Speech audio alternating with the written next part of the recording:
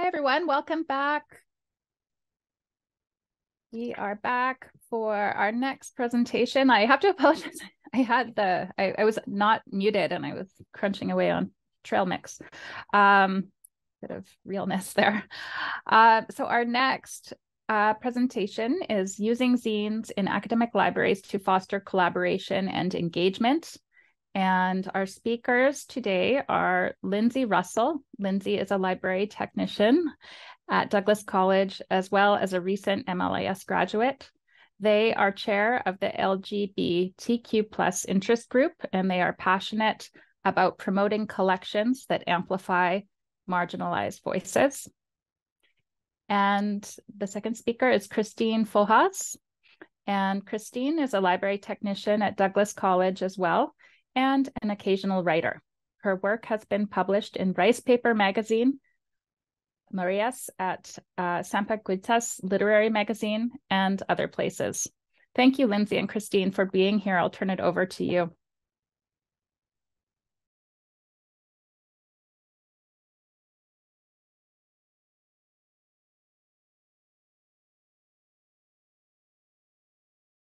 Thank you, Julie. Sorry, just navigating my many, many windows. Okay, so I'll share my screen here.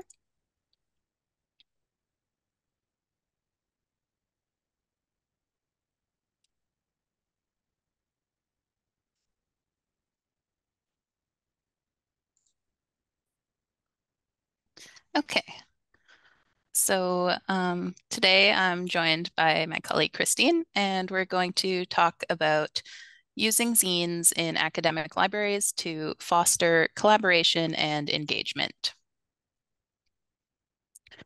So one of the challenges in academic libraries is balancing collections, promotions, and outreach. How do our collections support the curriculum, and how do we promote and encourage the use of these collections? Our library's zine collection is one part of this ongoing work. We've started developing the collection in earnest over the past couple years, thanks to an allocated library budget and a group of librarians and library techs who are excited about zines. We have also created a zine collective that includes faculty, staff, and students, and we work together to build and promote the collection and support the use of zines in libraries. So first of all, what are zines? They're small booklets that are independently published or handmade. This is just one of the stack of some on my desk right now. They often cover specialized topics like social issues, politics, personal experiences, and more. Their history goes back to 1930s sci-fi fandom, to 90s punk and riot girl movements, and they're still going strong today. Traditionally copied by mimeograph and then photocopier and physically handed out in small batches, it's now easier than ever to create and distribute zines and e-zines. And zines are being increasingly adopted in post-secondary courses across academic disciplines. The DIY nature of zines makes them a unique and accessible research tool, as they amplify the voices that are often excluded from mainstream scholarly publishing. These primary sources are especially well suited to the arts and social sciences, but they can be valuable resources in any faculty. And as you can see, a number of Douglas College departments are using zine assignments in their classes, and this number has been growing as word gets out and we increase our outreach efforts. Making zines gets students to engage with course content in new and creative ways, challenging them to present their work in a more personal and condensed form. Zine making is flexible and extremely low barrier, so it can be a great medium for students who may struggle with longer written assignments or other larger, longer form projects. Zine scholarship is a growing field with a recent attention on zine pedagogy.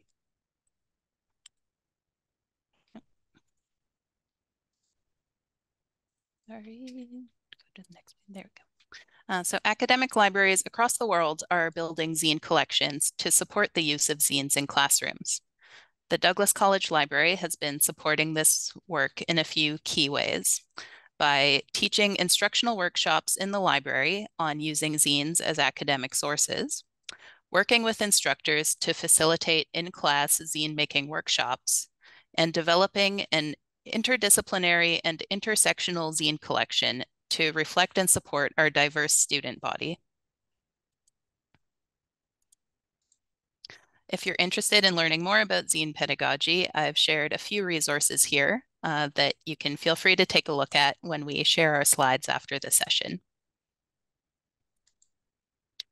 And in alignment with our library's overall collection policy, which seeks to support the Douglas College curriculum, our zine collection supports the use of zines as research tools and as sources of reference and inspiration for creative zine assignments.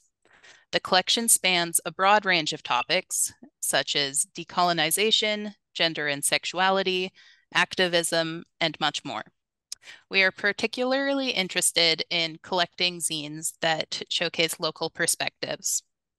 We also have student and employee authored zines in the Douglas Open Repository called DOOR. And this rounds out our body of institutional research as well as legitimizes zines as academic works.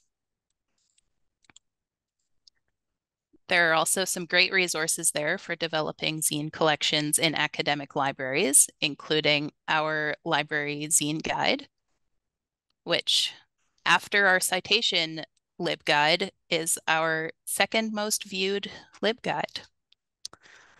There are a lot of unique considerations in regards to zine collections, including acquisitions, cataloging, and much more, which I could go on about for ages, but are beyond the scope of this presentation. But again, if you're interested, check out our slides after, and feel free to reach out if you want to nerd out over zines and zine pedagogy. So now I'll pass it over to Christine to discuss how we're collaborating with groups inside and outside the college to promote engagement with the collection. Thanks, Lindsay. So as I previously mentioned, I'm Christine Fojas. I'm a library technician at Douglas College, working primarily in interlibrary loans and public services. As mentioned in the bio, I also write poetry, make zines, have a million other hobbies that I don't have time for. But as a library technician, I have contact with patrons in limited and circumscribed ways, mostly at the checkout desk or dealing with interlibrary loan requests. So let's rewind a bit. The zine collection at Douglas College has been mostly a passion project of one or two people, which meant that for a long time, it wasn't really an institutional priority. But in the last couple of years, the collection has grown exponentially through grants secured by our librarian, Gretchen Gertz, and member of faculty, Jamie Yard. And then eventually, we did gain an annual library budget. Around this time, we formed the Douglas College Library Zine Collective, or the BCLZC, which is such a mouthful. And Lindsay and I are both members. So as previously mentioned, it's composed of librarians and library staff, faculty, and student assistants. It's a great mix of people with various skill sets. And as we work together, we of course learn from each other. And since then, I got to see parts of the college that was previously close to me. So as you see from the poster here, we also started a call for donations, putting up posters and ads, not just within the college, but to the wider community. As a result, we received zines by mail and in person, several created by students, faculty, and staff, as well as zine makers from within BC and even from other parts of Canada. So next, I'd like to talk about some of the events that we've been holding. So as a zine collective, we held our first online event in April 2022 on introduction to the basics of zines and zine making, both paper and digital. In July of that same year, we held an in-person event with an alumni guest speaker who led us in a collaborative workshop using Post-it drawings.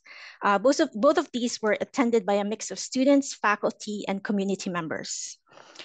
So in March of this year, we started tabling at a menstruation research event, displaying both library books and zines on the subject. It started out as a way to tie zines with research because we were showcasing a student-created zine called Spill It that was based on menstruation research.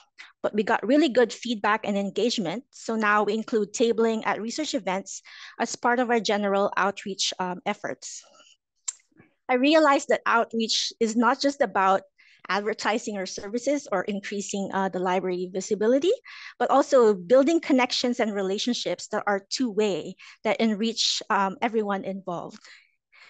And then in July of this year, we had Lindsay and I both assisted in a zine making workshop along with other members of the collective. The Ella class was composed of new immigrants. And then they had, during the workshop, we all collaborated on a zine using exquisite corpse poetry with prompts based on Canadian experience and culture. And then we gave ideas and guidance to the students for their individual zine assignments. Afterwards, as you can see, we received several of these assignments as donations to our collection. But it's not just students that we want to reach. In August, just this past year, Lindsay and I both talked about our zine collection at a library PD event as well to fellow staff and colleagues. It was a good opportunity to raise interest from within our department. So one outcome of that was the head of our archives department expressing interest in collecting local zines as well. So with our increased outreach presence and conversations with instructors, we also get direct feedback about what themes and topics get talked about in their classes, which influence the kinds of zines we want to add to our collection. So we are excited at the possibility for future collaborations, and we would love to see more student-created work in our collection. I think it's a great way for students to feel that their knowledge and experiences have value, even though they may transfer out or graduate in a few years. They still get to leave a little bit of themselves behind. And it's the zines as a medium can be such a really creative way to not just showcase like research, not just dry facts, but also personal experiences. So as you can see, some of the things we hope to do in the future, we are planning on cataloging and classifying our zines so people can find them and borrow them and take them home. That makes it easier to keep track of the collection as well as their usage. And we're looking to increase, to hold more zine workshops, both from within classrooms and outside, to introduce zines as a medium for art and self-expression and as possible output for research. And we are looking to increase our community presence by planning our own zine fair and by applying for a booth at a local comic arts festival. So fingers crossed on those ones. Not written here, but we are also holding a zine making workshop in-house as well in our next library PD day. So I'm hoping to inspire my coworkers to make zines on whatever they are passionate about and to involve them more in our collection. I think the act of making or working together to make something tangible can be really empowering.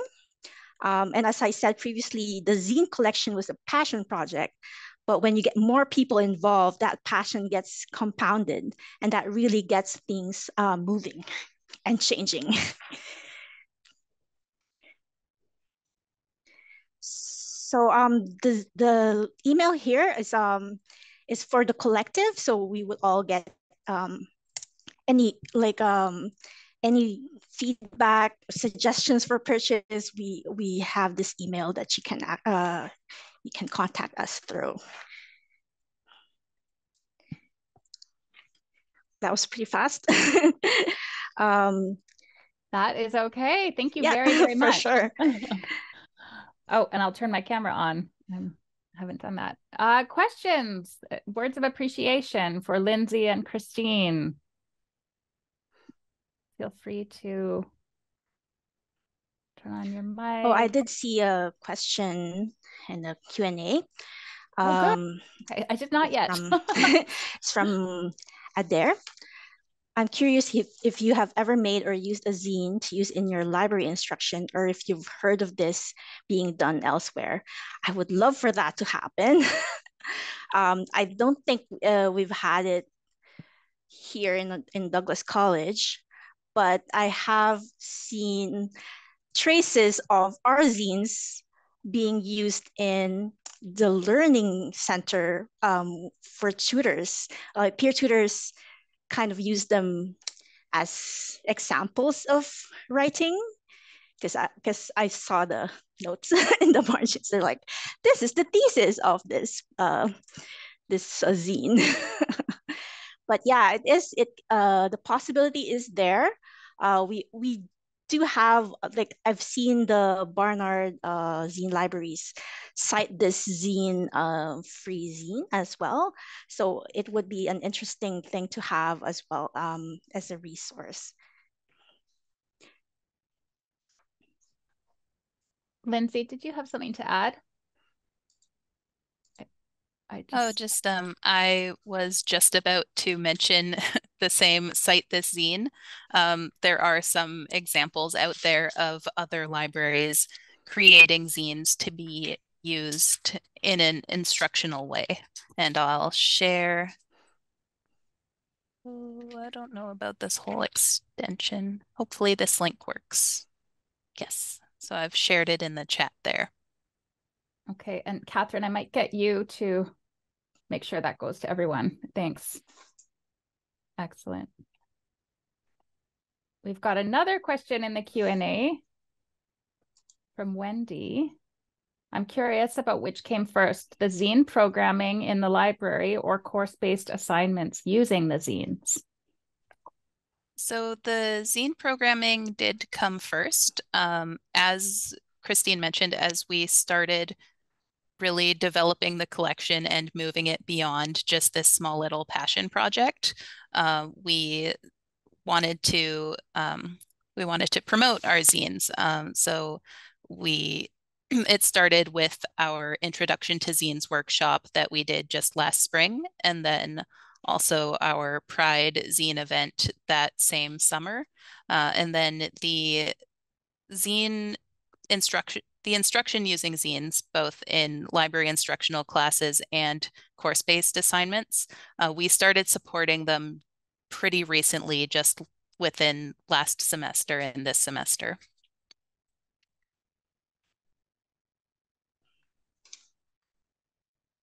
Although I do believe that there's some instructors that have used zines previously. We do have that in our LibGuide as well, in sociology and anthropology as well. It's just ramped up. Yeah, thank you. Yeah, and some instructors were ahead of the curve and ahead of us, especially in faculty in departments like gender, sexuality, and women's studies and anthropology.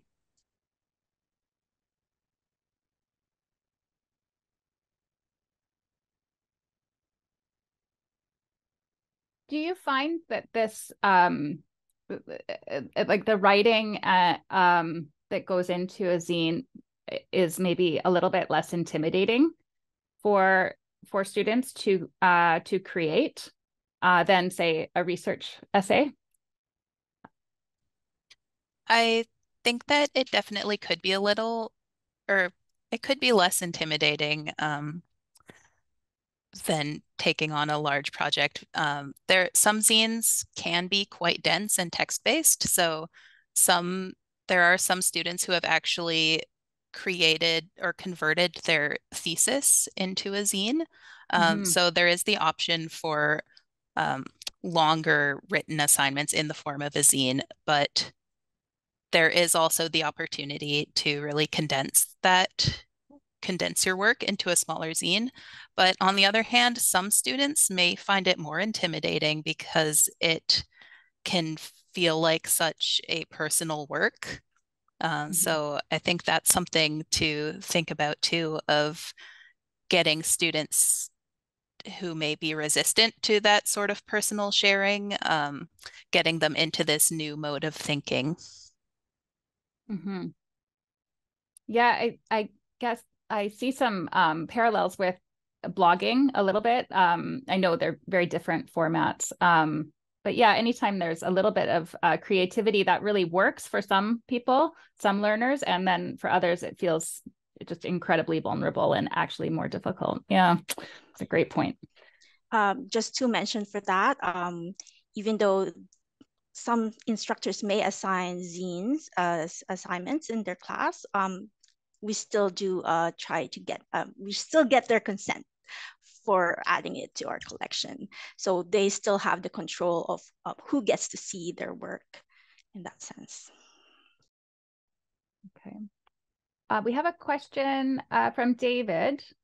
I love the zine making workshop. Can you speak more about how you developed it? How did you advertise it?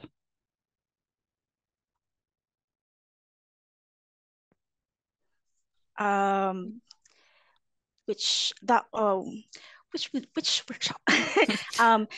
Because the one that we all got involved in, the whole collective got involved in, the instructor actually reached out to us first. So we kind of developed it as it went on. But I guess prior to that, we do have in our LibGuide a page for instructors to see what other instructors have been doing with zines.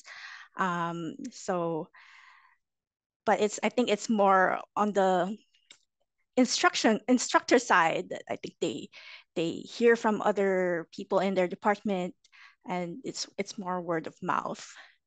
But as it goes on, we will see how, if we need to actually have a more formalized advertising for that. And yeah, it's been interesting doing both the in classroom workshops, which, as Christine said, has resulted more from direct communication with faculty, as opposed to the public zine workshops and events that we've done. Those ones, well, the first one, Jamie Yard, an anthropology faculty member who is a large part of the zine collective, I presented with her as well as with Gretchen, and that was kind of an introduction to zines as a whole and creating zines. And that, as well as the Open Pride Zine workshop that we did in the summer, those were both public events that anyone was free to attend. So those we promoted more within along our general channels of promotion for events and for other events that we have in the library. So those we promoted via posters within the college, as well as around the community through social media, as well as from some direct communication through emailing instructors that we knew had been using zines already in their classrooms.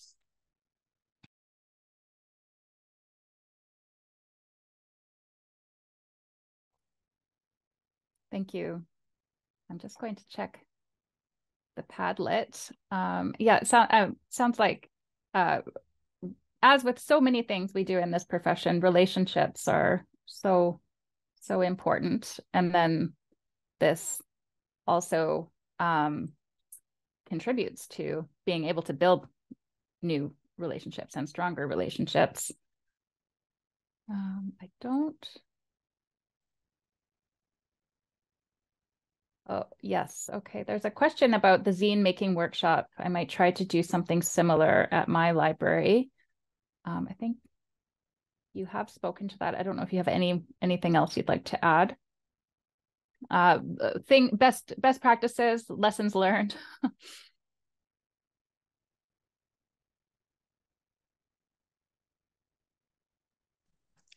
I think I don't have that much experience, but I hope to gain more in the library PD event that we'll do in December. But I think it is really helpful to maybe start on a small scale and get everyone involved on one thing, because if you ask people to make something on their own and they have no previous experience on this, they will get intimidated, especially like some people say like, oh, I can't do that, I'm not creative at all, but I really want to like get them to see that the barrier is low. The entry to this kind of making is low. They can just draw something, write something, and it can be part of a zine if you all work together. And I think another big part of it is making connections, reaching out to people who have so many different skills, and even within our collective, we have a mix of librarians, library staff, college faculty, students, and there are so many different skill sets within there. We have faculty who have already been teaching with zines. We have amazing creative zinesters like Christine, who had experience creating zines. We have people like me who did an undergrad in gender studies and am just very nerdy and interested in zines. So really just reaching out and collaborating with people.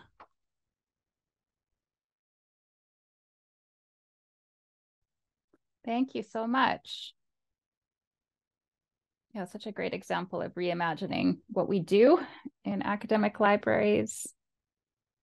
Any other questions for Christine and Lindsay?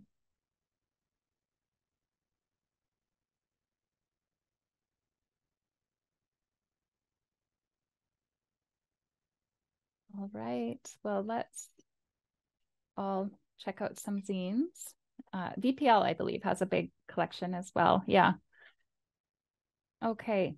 I don't know if I could put another link to the Padlet to everyone. If people weren't, although I think everyone was here this morning. If I find it, I will put a link to the Padlet as soon as I can find it. Oh no, I do have it.